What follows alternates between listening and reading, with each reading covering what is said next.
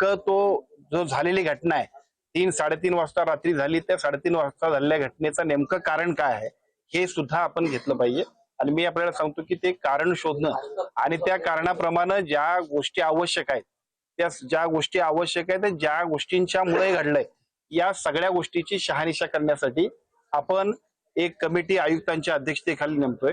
या आयुक्तांच्या खालच्या अध्यक्षतेखालील कमिटीमध्ये एका बाजूला MSCBचे आपले इलेक्ट्रिकलचे चीफ इंजिनियर असतील, दुसऱ्या बाजूला एम्स सारख्या संस्थेतले सुद्धा नामवंत असतील, DMAR चे सुद्धा एक्सपर्ट असतील, की ज्या कमिटीनं पुढच्या 8 दिवसांमध्ये या सगळ्या वस्तुस्थितीचा अहवाल आणि त्याच्याबद्दल प्रत्यक्षात कोण दोषी आहे याच्याबद्दलची स्पष्टता त्या अहवालामध्ये येईल.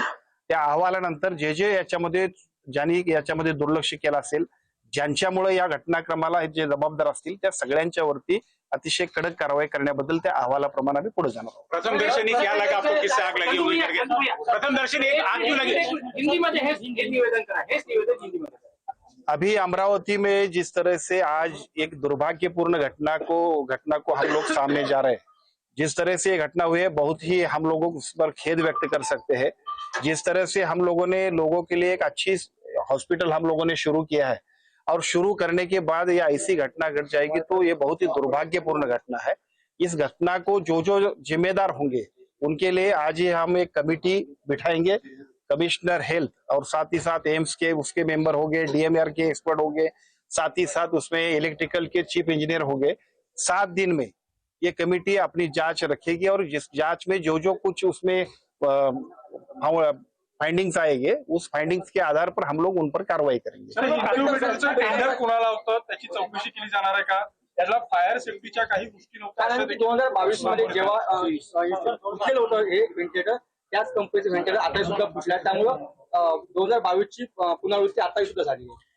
नाही, या सगळ्याच गोष्टीची चौकशी होईल. मुळातच फायर सेफ्टीचे नॉर्म्स आणि त्याचं ऑडिट झालं असेल तर ते कसं झालं, पार्ट फर्स्ट आहे. मशिनरी जर असतील तर त्या मशिनरी अशा पद्धतीच्या योग्य होत्या की अयोग्य होत्या, या सगळ्या गोष्टींची चौकशी होईल. या 8 दिवसांच्या मध्ये या सगळ्या चौकशीच्या अहवालामध्ये प्रत्यक्षात सगळे एक्सपर्ट्स आपल्या करेक्ट अशा पद्धतीच्या ओपिनियनने आपली फाइंडिंग्स काढतील. त्या फाइंडिंग्स प्रमाणे त्या सगळ्यांच्या वरती आपण आरोप निश्चिती करणार. फायर फॉगस जे होते ते सुद्धा बंद होते. जर फायर फॉगस सुरू असते तर काही प्रमाणात आग विझली असते. अगदी बरोबर आहे. एखादी ज्या वेळेला आपण ही आस्थापना सुरू करतोय त्यावेळेला त्या आस्थापनेमध्ये ह्या सगळ्या गोष्टी असणं अपेक्षितच आहे. आणि जर ते झालं नसेल चालू तर का नाही झालं चालू, पण प्रत्यक्ष याच्याबद्दलची जी काही एक्सपर्टची टीम आहे त्या एक्सपर्टच्या टीमचं ओपिनियन घेऊन आपण त्याच्यावरती पुढे जाऊ. पहले सर उसका सायरन भी बजा सर, एक मिनट सायरन भी नहीं बजा क्या सर? सायरन भी नहीं बजा क्या? धुएं को लेके आता है, धुएं को लेके जो सायरन बजता पहले वो सायरन भी फेल था क्या? पानी तो दूसरा पार्ट है, उसके पहले पार्ट यदि धुआं निकलता तो सायरन भी आता है। बिल्कुल ठीक है, सायरन फेल हुआ। बिल्कुल आप बराबर बोल रहे हैं। सायरन तो पहले बजना ही चाहिए, उसके बाद स्प्रिंकलर की बात आएगी। ये दोनों अगर अगर नहीं हुआ है तो उसके लिए भी जो कुछ प्रॉब्लम है उस प्रॉब्लम के मूल तक जाएंगे और हम लोग उस पर कार्रवाई करेंगे। मुख्य कारण कोई मालूम पड़ा कि आग क्यों लगी? आज अभी हम नहीं कह सकते, एक्सपर्ट की टीम कहानियां जो चल रही है उस पर आपके वेंटिलेटर फूट गया, वेंटिलेटर ब्लास्ट हो गया, हाँ इस पे कितनी सत्यता है? वेंटिलेटर के ब्लास्ट होने के क्या उसमें कोई भी ऐसा ज्वलनशील पदार्थ या गैस नहीं है, उसमें चैम्बर नहीं है कोई भी, यानी कोई बात को छुपाया जा रहा है कि वेंटिलेटर को सामने रख के? आणि ज्या कंपनीचे व्हेंटिलेटर सातत्याने आपण घेतो आहे तिथे आता घटना घडलेल्या आहेत, लहान मुलांच्या सुरक्षेच्या विभागातच घडलेल्या आहेत. डिजिटल व्हेंटिलेटर मध्ये प्रॉब्लेम येतो आहे. आणि 2023 मध्ये पण याच कंपनीला गोंदिया में भी यही आया था प्रॉब्लेम।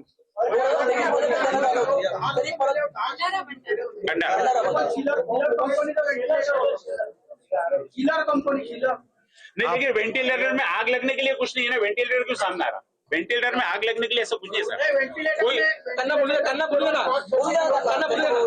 कोई माझी आपल्या सगळ्यांना विनंती आहे की जी घटना घडली ती अतिशय दुर्दैवी आहे.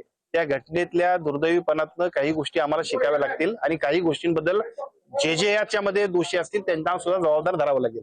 मग व्हेंटिलेटरचा विषय असेल, इलेक्ट्रिसिटीचा विषय असेल, आमच्या यंत्रणेतले दोष असतील, जे दोषी असतील त्या कुठल्याही दोषीची गय केली जाणार नाही. कारण जी घटना घडली आम्ही बाकी सगळं करू, परंतु त्या 3 मुलांचा आणि त्यांच्या कुटुंबियांना आम्ही नाही काय करू शकत. याच्या इतकं दुर्दैवी दुसरं कुठलंच नाही. हो बिल्कुल सर, एक रिक्वेस्ट है, इसमें क्या जिला कोई एखादा पत्रकार आपकी समिति में नहीं आ सकता? टेंडर होत आहे संपूर्ण महाराष्ट्र. या सगळ्या गोष्टींची माहिती येईल आपल्यासमोर. टेंडर जे असेल त्याच्यामध्ये जे दोषी असतील त्या सगळ्यांच्या वरती कारवाई होईल. ती कारवाई व्हावीच लागेल, कारण अशा घटना. सर, विशेष म्हणजे सर 6 तारखेला वॉरंटी पिरियड मध्ये ते व्हेंटिलेटर होतं. 6 तारखेला संबंधित कंपनीकडून ते तपासणी करून घेतलं गेलं आणि आज आता 21 तारखेला 15 दिन बाद. ही घटना घडलेली आहे. ते कंपनीचे अधिकारी येऊन तपासून गेलेले आहेत, तरी प्रॉब्लेम झालेला आहे. तर तुमच्या चौकशीमध्ये हाही मुद्दा अधोरेखित कराल. 6 तारखेला 6 तारखेला येऊन गेलेले आहे. इंस्पेक्शन हो गया उसका 6 तारीख से. अच्छा 15 दिन बाद ये वापस प्रॉब्लम आता है. सर फायर ऑडिट तर या 21/8 फायर ऑडिट संपलं होतं. त्यानुसार मनपाने वारंवार 17 तारखेपासून यांना नोटिसा दिल्या होत्या, तरी 21 तारखेला फायर 23 तारखेला ही घटना घडली. 17 तारखेला फायर ऑडिट संपल्याची मुदत फायर ऑडिट नाही आहे. आणि सीएस कार्यालयाने ते पीडब्ल्यूला पण कळवलं, पण त्याच्यानंतरही त्याची दखल घेतल्या गेली नाही असा एक मुद्दा आमच्या ऑब्झर्वेशन मध्ये आला. तुमची काय माहिती आहे त्या?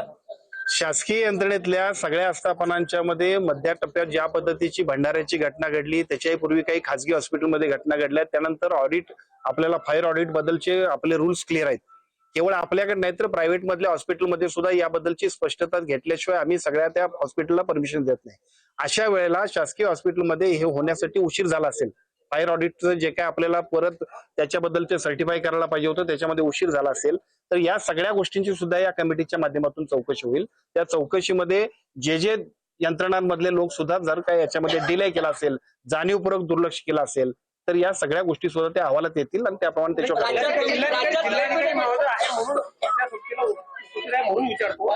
माहिती अशी आहे की जेव्हा सीएस कार्यालयाने पीडब्ल्यूला हे कळवलं की आमचं संपलेलं आहे, मुदत संपलेली आहे, त्यावेळेला निधी नाही अशी काहीतरी कारण देऊन ते टाळल्या गेलं आतापर्यंत अशी माहिती आहे. त्या संदर्भात निधी नसेल आणि म्हणून जर फायर ऑडिट रिनोव्हेशन नूतनीकरण होत नसेल तर मग ती जबाबदारी मग प्रशासनाची धरून कसं चालणार? मी आपल्याला सांगतोय, निधी नसेल तर निधी मागणी केली पाहिजे, निधीसाठी पाठलाग केला पाहिजे. शासनाची प्राथमिकता ही लोकांच्यासाठी आहे. निधी आपण देतोय ते यासाठीच देतोय. त्यामुळे माझी आपल्याला म्हणजे मी आपल्या माध्यमातून एवढंच सांगेन की या सगळ्या प्रक्रियेची ज्यावेळेला आपण चौकशी करू त्यावेळी प्रत्यक्षामध्ये आपल्याला वस्तुस्थिती समोर येईल. संपूर्ण प्रक्रियेमध्ये ज्या पद्धतीचा डिले झाला असेल, एखाद्या कंपनीनं चुकीच्या पद्धतीने मशिनरी दिल्या असतील, ज्या पद्धतीनं ते सर आपल्या इलेक्ट्रिशियनचा सगळा फायर ऑडिटच्या मध्ये काय अनियमित झाले असतील, या सगळ्या गोष्टींची एक्सपर्टच्या टीमच्या माध्यमातून चौकशी होईल आणि ती सुद्धा फार कालावधी न लावता पुढच्या 8 दिवसांमध्ये यातल्या एकूण रिपोर्ट प्रमाणे आपण त्यांच्यावरती कारवाई. गेल्या 5 वर्षांमध्ये राज्यात विविध ठिकाणी अशा प्रकारच्या घटना घडत आहेत, मात्र खासगी रुग्णालयात अशा प्रकारची घटना घडत. त्यामुळे आता शासन काय या माध्यमातून धडा घेणार आहे? या घटना अशा पद्धतीच्या घटना अपेक्षित नाही, परंतु दुर्दैवानं काही ठिकाणी अशा अनियमितता झाल्या असतील तर त्याच्यामुळेच हे घडलंय. त्यामुळे याच्यावरती एकतर पहिल्या टप्प्यात आज इथं चौकशी समितीच्या माध्यमातून पहिला मुद्दा म्हणजे आज याच ठिकाणी आम्ही त्या 8 दिवसांमध्ये त्याच्यावरती कारवाई करतोय आणि उद्या मंत्रालयात एक बैठक आम्ही घेतो की ज्या बैठकीमध्ये एका बाजूला शासनाच्या आणि शासनाबरोबर सर्व खाजगी आस्थापनामध्ये असणाऱ्या सुद्धा फायर ऑडिटचे नॉर्म्स बाकीच्या गोष्टी सुद्धा योग्य पद्धतीने कंप्लाय करण्याबद्दलच्या अधिक काळजीपूर्वक काम करण्यासाठी